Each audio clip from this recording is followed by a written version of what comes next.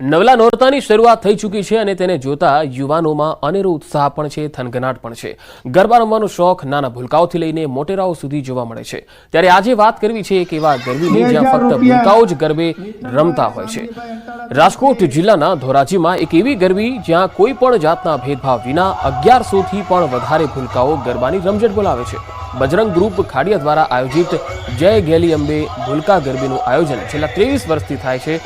2 વર્ષથી 10 વર્ષ સુધીના ભૂલકાઓને ગરબા રમાડવામાં આવે છે।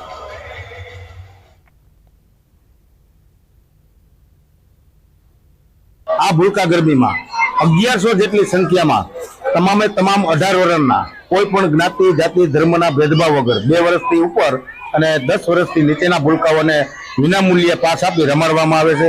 તમામ ભૂલકાઓને રોજે રોજ જાણી આપવામાં આવે છે। દાતાઓ, પત્રકાર મિત્રો, સરકારની જે મહત્વની જે બ્રાન્ચો છે, પોલીસ, નગરપાલિકા, આવી તમામ સંસ્થાઓ તરફથી પણ અમને ખૂબ સાથ અને સહકાર મળે છે। દર વર્ષે અહીંયા રાણી આપવામાં આવે છે। અમને રમવામાં ખૂબ મજા આવે છે। અહીંયા અમે અલગ અલગ સ્ટેપ્સ રમીએ છીએ, રાસ રમીએ છીએ। જાતિનો કઈ ફરક નથી થતો અને બધા બહુ મસ્તથી રમે છે। અહીંયા બધાને બહુ મજા આવે છે। અમારી ઘણી બેનપણીઓ પણ અહીંયા આવે છે। હું એના સાથે રમું છું અને એના સાથે રમવામાં પણ બહુ મજા આવે છે। આણંદવાસીઓ મોડી રાત સુધી નહીં રમી શકે ગરબા। હજુ સુધી ગરબા આયોજકોને મંજૂરી નથી મળી। તંત્ર અને કોમર્શિયલ આયોજકોની બેઠક મળી। તંત્ર દ્વારા વધુ એક દિવસ હંગામી પરવાનગી આપવામાં આવી। જો કે 12 વાગ્યા સુધી જ કોમર્શિયલ ગ્રાઉન્ડ ઉપર ગરબા રમી શકાશે।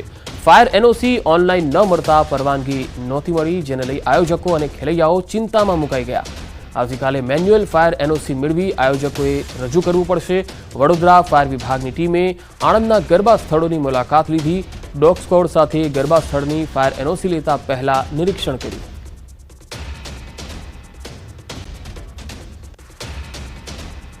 આણંદ જિલ્લાના દરેક ગરબા આયોજકોની મિટિંગ રાખેલી હતી।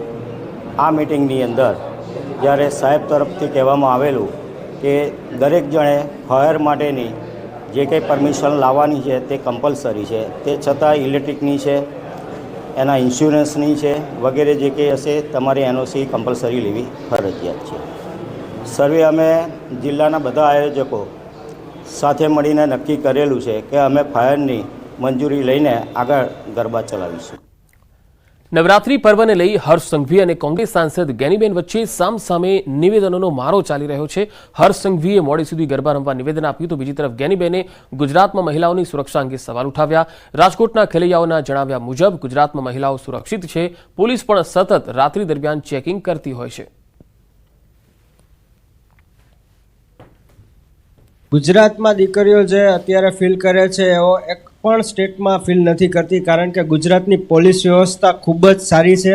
તેમજ ગુજરાતનું કલ્ચર છે ગરબા, એમાં કોઈ પણ જાતની ખલેલ હજી સુધી મેં ક્યાંય જોયું નથી। ટોલ ફ્રી નંબર બધી લેડીઝોને આપેલા છે, જે કે કોઈને રાતે મોડા સુધી કોઈને કાંઈ તકલીફ હોય તો એ બધાને અન્ય ઓનલાઈન નંબર આપેલા જ છે બધી લેડીઝોને। વડોદરાની યુવતીઓએ ગેનીબેનના નિવેદનને વખોડ્યું। મોડી રાત સુધી ગરબા રમવા મામલે રાજકારણ ગરમાયું। સાંસદ ગેનીબેન ઠાકોરે કહ્યું, ગુજરાતમાં મહિલાઓ સુરક્ષિત નથી। યુવતીઓએ કહ્યું, ગુજરાતમાં મહિલાઓ સુરક્ષિત છે, મોડી રાત સુધી ગરબા રમી શકે છે। રાજ્યના ગૃહમંત્રી હર્ષ સંઘવીએ ખેલૈયાઓને મોડી રાત સુધી ગરબા રમવાની છૂટછો આપી દીધી। હવે નવરાત્રી અને ગરબા મામલે જે રાજકારણ છે તે રાજ્યમાં રમાઈ રહ્યું છે। ગેનીબેન ઠાકોર છે, તેમનું એવું કહેવું છે કે ગુજરાતમાં જે દીકરીઓ છે તે સુરક્ષિત નથી અને દીકરીઓ મોડી રાત સુધી ગરબા રમશે ને કોઈ ઘટના બની ગઈ તો તેની જવાબદારી કોણ લેશે? ત્યારે આ પ્રશ્નોનો જે જવાબ છે તે વડોદરાની દીકરીઓ આપશે અને તેમને જ પૂછીશું અને તેમની સાથે જ વાત કરીશું। આપ क्या कहेंगे? गैनीबेन ठाकुर है, सांसद है, उन्होंने ऐसा बोला कि गुजरात में लड़कियां सुरक्षित नहीं है। आप वडोदरा सिटी में हो, संस्कारी नगरी में हो, आपको क्या लगता है आप सुरक्षित हो यहाँ पर? हाँ, मैं यहाँ वडोदरा की हूँ और जैसा कि जानते कि ये संस्कारी नगरी कहा जाता है और यहाँ पे हम काफ़ी सेफ़ हैं। यहाँ पे पुलिस की सर्विस सब कुछ इतनी सेफ़ है कि लड़कियों के लिए काफ़ी सेफ़ है। वो पूरी रात भी अगर खेले गरबा तो उनके लिए ये सेफ़ ही है। તમે કેટલા સુરક્ષિત છો? લાગે છે તમે સુરક્ષિત છો? મારું એવું જ માનવું છે કે વડોદરા ગુજરાત સેફ જ છે। ભલે સવાર સુધી ગરબા ચાલતા રહે, સિક્યોરિટી છે, સેફ છે। ગુજરાતમાં દીકરીઓ કેટલી સુરક્ષિત છે? એમ તો બરોડામાં સુરક્ષિત જ છે બધું, સંસ્કારી નગરીમાં। મોડી રાત સુધી ભલે ગરબા થતા હોય પરંતુ ગુજરાતની જે દીકરીઓ છે, બહેનો છે, તેઓ પોતાને સુરક્ષિત મહેસૂસ કરે છે। હાર્દિક દીક્ષિત, ન્યૂઝ 18 ગુજરાતી, વડોદરા। રાજ્યના વધુ સમાચારો જોઈશું એક બ્રેક બાદ।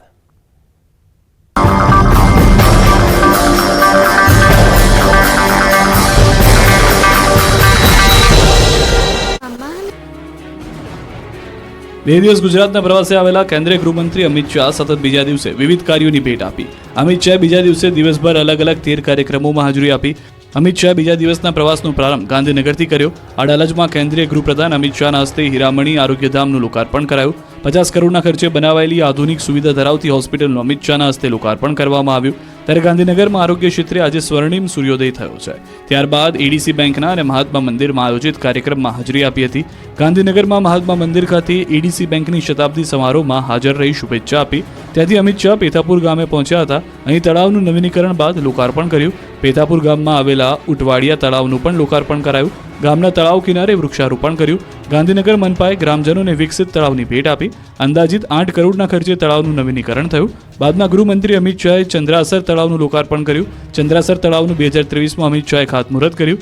ચંદ્રાસર તળાવમાં એમ્ફી થિયેટર, ચિલ્ડ્રન પ્લે એરિયા, વરસાદી પાણીના સંગ્રહ સહિતની વિશેષ વ્યવસ્થાઓ સાથે તૈયાર કરાયું. 23,300 ચોરસ મીટરથી વધુ જગ્યામાં તળાવનો વિકાસ કરાયો. તો સાંજે માણસામાં 421 બેડની હોસ્પિટલનું ખાતમુહૂર્ત કર્યું. રાજકોટ મહાનગરપાલિકાના તત્કાલીન ટાઉન પ્લાનિંગ ઓફિસર મનસુખ સાગઠિયાનું વધુ એક કૌભાંડ સામે આવ્યું છે. શહેરમાં ટીઆરપી ગેમ ઝોન અગ્નિકાંડ બાદ સાગઠિયા હાલ જેલમાં બંધ છે.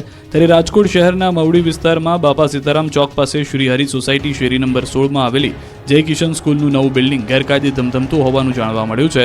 એમાં સ્કૂલ સંચાલક મિલન વેકરિયા દ્વારા બિલ્ડિંગ યુઝ પરમિશન તેમજ કમ્પ્લીશન સર્ટિફિકેશન ઉપરાંત ફાયર એનઓસી મેળવવામાં આવ્યા ન હતા. એમ છતાં અહીં 600 જેટલા વિદ્યાર્થી અભ્યાસ કરે છે. તેમના જીવ ઉપર જોખમ ઊભું છે. પરમિશન વગર બિલ્ડિંગ ખડકી દેવાયું છે. સ્કૂલ બિલ્ડિંગને બેઉ પરમિશન કે ફાયર એનઓસી પણ નથી. જય કિશન સ્કૂલ સૂચિત સોસાયટીમાં બનાવી છે. સાગઠિયાના અધિકારીઓએ 2023માં નોટિસ આપ્યા બાદ કોઈ કાર્યવાહી થઈ નથી. 1.5 વર્ષ બાદ એટીપીઓ શૈલેષ સીતાપરાએ ગેરકાયદેસર બાંધકામ હોવાથી પાણી કનેક્શન કાપવા નોટિસ ફટકારી. ત્યારે મીડિયાકર્મી ત્યાં પહોંચતા શાળા સંચાલકોએ મીડિયા સાથે ગેરવર્તન કર્યું. સંચાલકોએ પત્રકારો સાથે ગેરવર્તન કરી શાળાની બહાર કાઢ્યા. શાળા સંચાલકે કહ્યું કે માવડી સૂચિતમાં છે. બીજી તરફ તપાસ કરી રહેલા અધિકારીઓએ શાળા સંચાલકોને બોલાવ્યા છે. જિલ્લા શિક્ષણ વિભાગના અધિકારીઓની ટીમ તપાસ માટે પહોંચી હતી. સુરત શહેરની નવી સિવિલ હોસ્પિટલમાં સારવાર લઈ રહેલા દર્દીઓની સલામતી અને સુરક્ષા રામ ભરોસે છે. નવી સિવિલ હોસ્પિટલના બીજા માળે સર્જરી વોર્ડમાં સ્લેબ તૂટી પડતા ભાગદોડ મચી ગઈ. નવી સિવિલ હોસ્પિટલમાં સ્લેબના પોપડા પડતા દર્દીઓ ડરી ગયા. જર્જરિત બિલ્ડિંગમાં હોસ્પિટલના બીજા માળે સર્જરી વોર્ડમાં પોપડા પડતા દર્દીઓને હાલાકી ભોગવવાનો વારો આવ્યો. સદનસીબે ઘટના સ્થળે દર્દી કે તબીબ ન હોવાથી મોટી દુર્ઘટના ટળી હતી. ઘટના બાદ વોર્ડમાં ફરજ બજાવતા કર્મચારીઓ અને તબીબોને જીવ તાળવે ચોંટી ગયો. અવારનવાર પડી રહેલા સ્લેબના ટુકડા અને પોપડાને કારણે સ્ટાફમાં હંમેશા ભય રહે છે.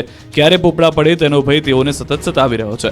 મહત્વનું છે કે નવી સિવિલ હોસ્પિટલની જૂની બિલ્ડિંગ જર્જરિત હોવાથી અવારનવાર છતમાંથી પોપડા પડે છે. ત્યારે બિલ્ડિંગના સમારકામની માંગ ઉઠી છે. સુરત નવી સિવિલ હોસ્પિટલ દક્ષિણ ગુજરાતના ગરીબ અને મધ્યમ વર્ગના લોકો માટે આશીર્વાદ સમાન ગણવામાં આવે છે. અહીં દર્દીઓ મોટી સંખ્યામાં સારવાર લેવા માટે આવે છે.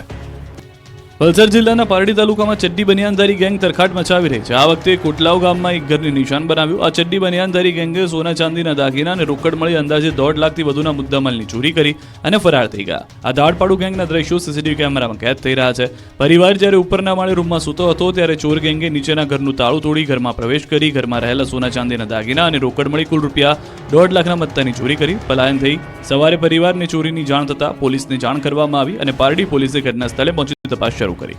સરકારી અધિકારીઓને મારવાની ઘટનાઓ વધી રહી છે. ત્યારે હવે ભરૂચના નેત્રંગમાં ખાણ ખનીજ વિભાગના અધિકારીને કડવો અનુભવ થયો. ભરૂચના નેત્રંગમાં સ્થાનિકોએ ખાણ ખનીજ વિભાગના અધિકારીઓને માર્યો. ફ્લાઇંગ સ્કોડના કર્મીઓએ ગાડીમાં કપડાં બદલ્યાનો સ્થાનિકોએ આક્ષેપ કરી ધુલાઈ કરી. લોકોએ નકલી અધિકારી હોવાની આશંકાએ બંને અધિકારીઓને માર્યો. બંને અધિકારીઓને પોલીસ મથકે લઈ જવાયા. ત્યારબાદ પોલીસની તપાસમાં બંને ખાણ ખનીજ વિભાગના અધિકારીઓ હોવાનો ઘટસ્ફોટ થતા છોડી મુકાયા.